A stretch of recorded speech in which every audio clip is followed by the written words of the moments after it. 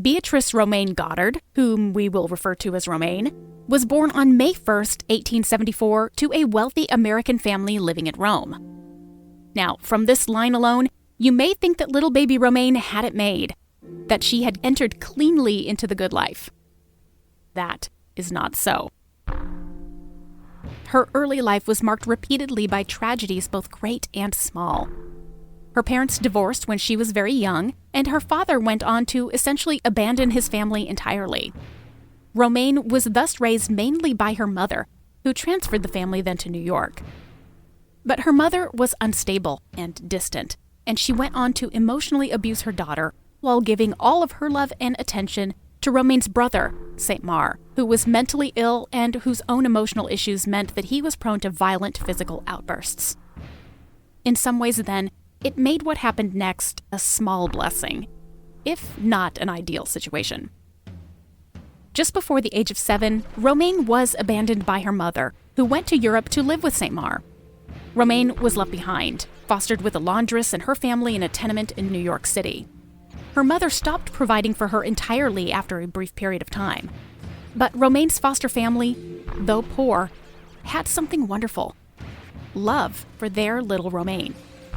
Even in the midst of financial hardship, they cared for her as if she was their own and encouraged her joyfully in her early interests, especially one in particular: drawing.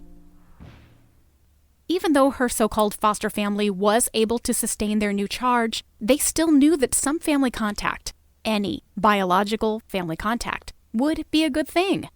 So after a search, they located Romaine's grandfather, Isaac S. Waterman, family patriarch and a multi-millionaire businessman. At first, Romaine was terrified. She assumed her grandfather would force her to live back with her abusive mother. But instead, Waterman took on the role of provider for her, sending her to boarding school and giving her the education she needed to make her own way in the world. And to make her own way, she did. In 1893, at the age of 19, Romaine moved to Paris. But by 1904, she was looking for a change, not in career or in subject matter, but in artistic style. The first thing to go was color, the bright, expressive colors she previously used in her portraits. Instead, she transitioned to gradients of, well, gray. After this time, almost all of her portraits are in tones of gray, black, and white, with only brief or minute touches of color to the canvas, such as the occasional earth tone or a tiny pop of teal.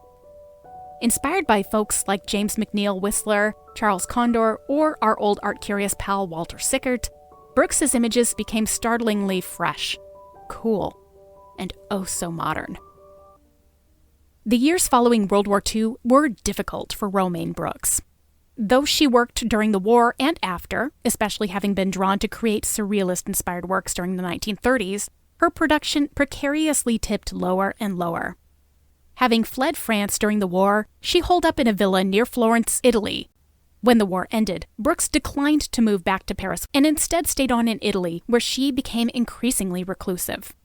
It was at this moment where signs began to point to her failing health and increasing mental problems.